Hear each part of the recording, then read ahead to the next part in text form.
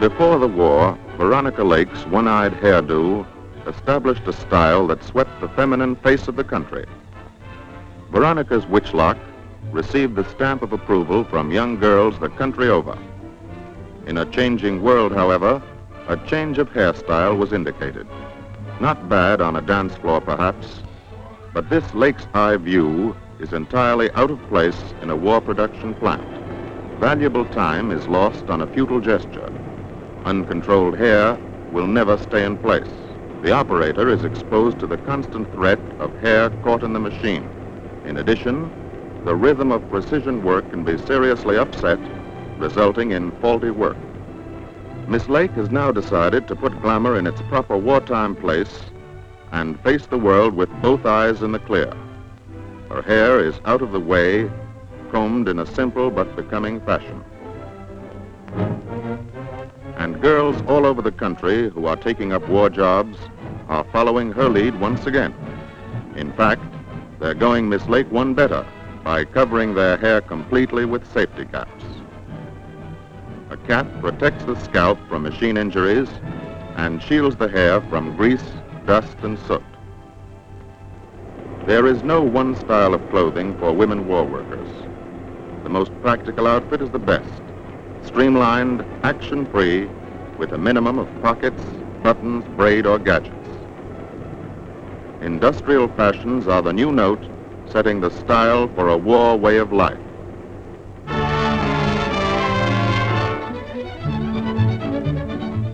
American factories are busy making rifles. Most war jobs call for teamwork. This man makes one part of the rifle, this man another. And a third part is made by this man.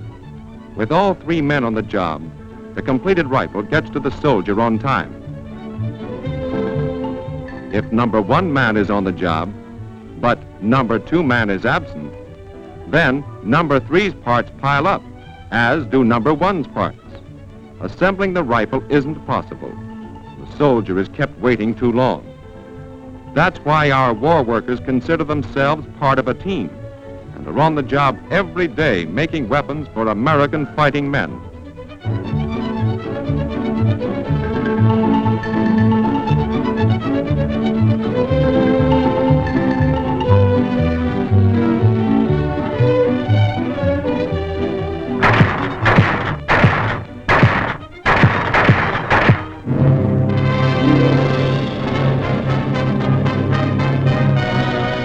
These are the children of America, the real wealth of the nation.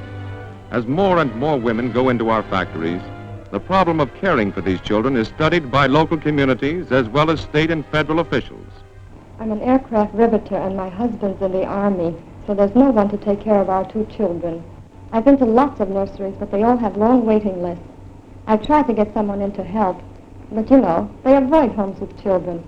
My aunt's taking care of them now, but she has to go home in a few weeks. We have always had some neglected children, but their number has been increased by the inevitable dislocations of war. These cases are not typical. Children left in parked cars or in motion picture theaters.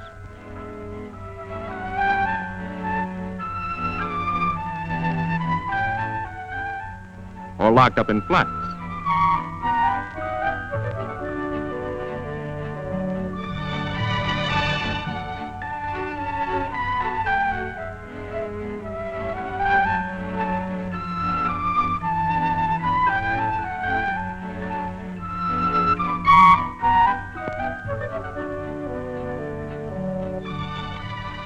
Admittedly, the normal home is the only place for the normal child.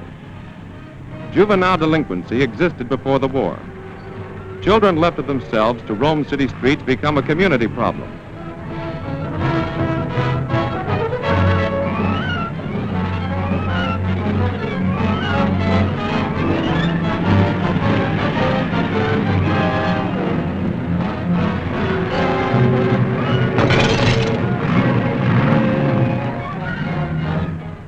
As a judge in the children's court, I see that delinquency is on the increase here as it is in every country at war.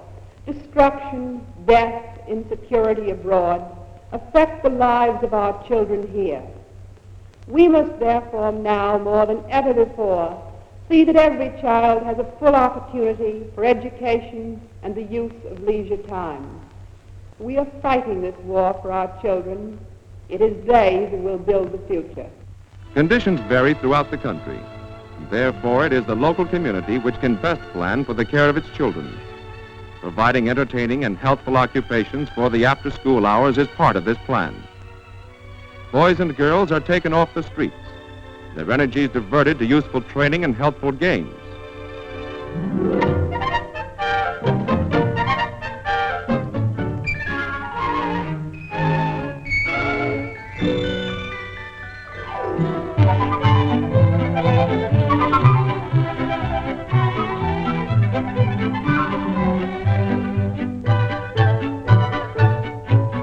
To some of our war workers and their children, trailer camps represent home.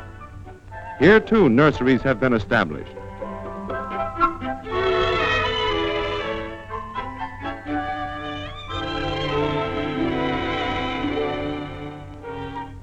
For children under school age, many communities have found the answer in all-day care.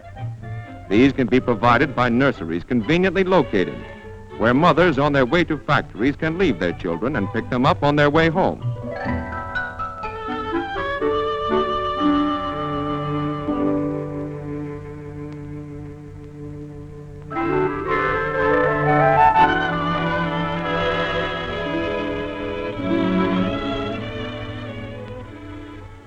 We need more women, volunteer and professional, to take care of our children. We need equipment too, blocks, beds, books, and food. We must take care of the children of our women at work.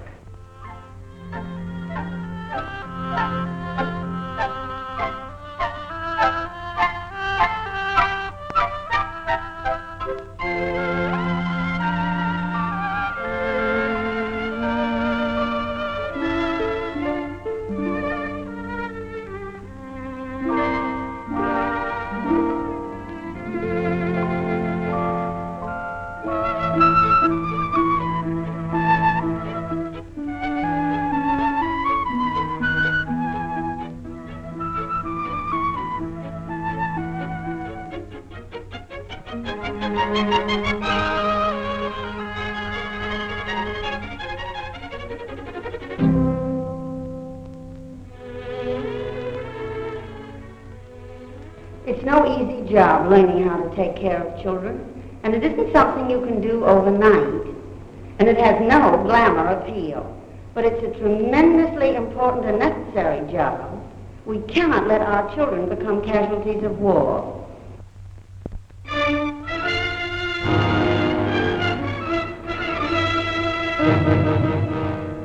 As part of the softening up of Germany, the British Bomber Command launched a 1,000-plane raid on the North Seaport of Bremen on the night of June 26, 1942. For several days preceding the raid, an increasing number of four-motored Halifaxes, Sterlings, and Lancasters were flown in each day to every airfield to receive final checkups. Thousands of gallons of fuel were taken aboard. Thousands of tons of bombs were hoisted up into the bellies of the planes.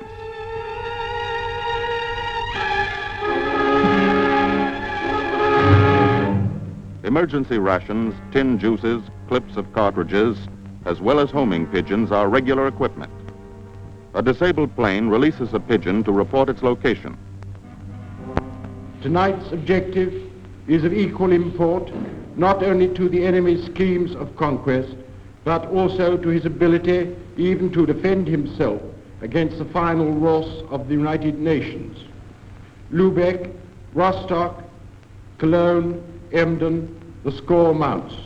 Next on your list is the target for tonight. The eyes of the world are on it and on you, whilst the enemy wildly apprehends. You now know precisely the next item on that list. Cross it off.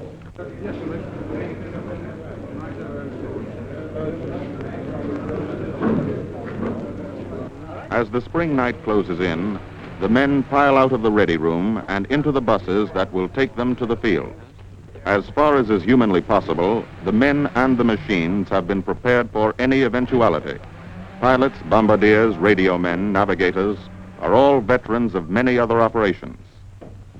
The bombers have been designed for night flying, to take advantage of darkness and clouds for protection, rather than on the heavy armament of our American flying fortresses. From 8 to 10 tons of bombs are carried in the bomb bays of each plane. Experience has proved that the sheer weight of 1,000 planes over a target, no matter how heavily defended, can saturate those defenses, and that the mutual protection afforded each plane by its neighbors effectively cuts down the losses.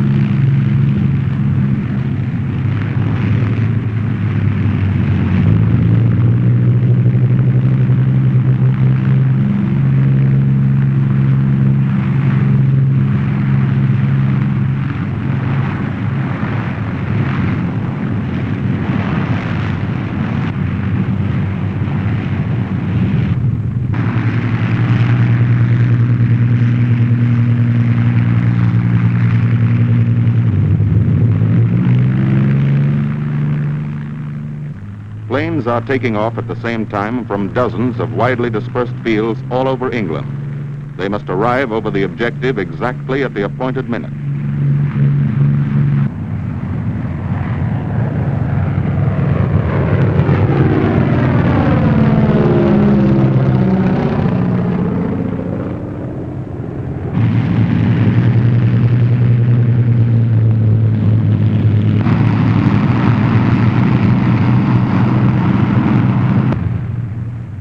Within 75 minutes, the 1,000 planes made their bombing runs over Bremen, an average of 14 planes a minute.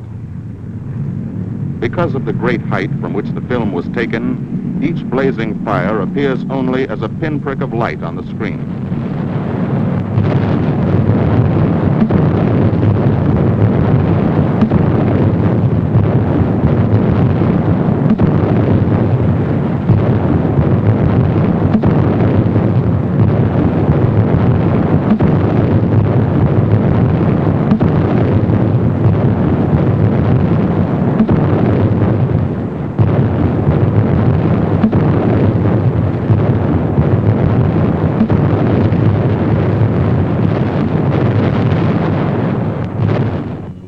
One by one, the planes came home in the dawn.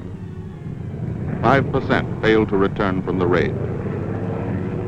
With the United States Army Air Force taking over the high-flying, precision daylight bombing, and the Royal Air Force the heavy, slugging night raids, Germany's ports, transportation system, and industrial centers are receiving a thorough, round-the-clock punishment that is playing an increasingly important part in the whole United Nations offensive against the Axis.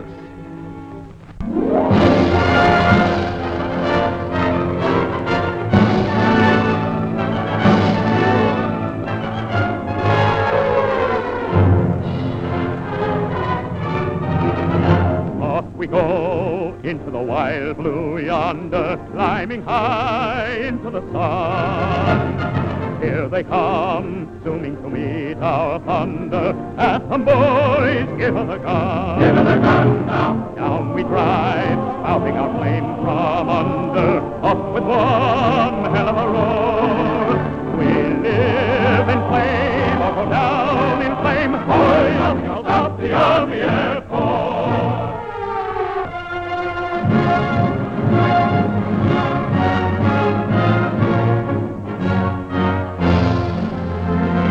Off we go into the wild blue yonder, climbing high into the sun. Here they come, zooming to meet our thunder, and the boys give us a gun. Down we dive, howling our flame from under, off with one hell of a roar. We live in pain. Columbia.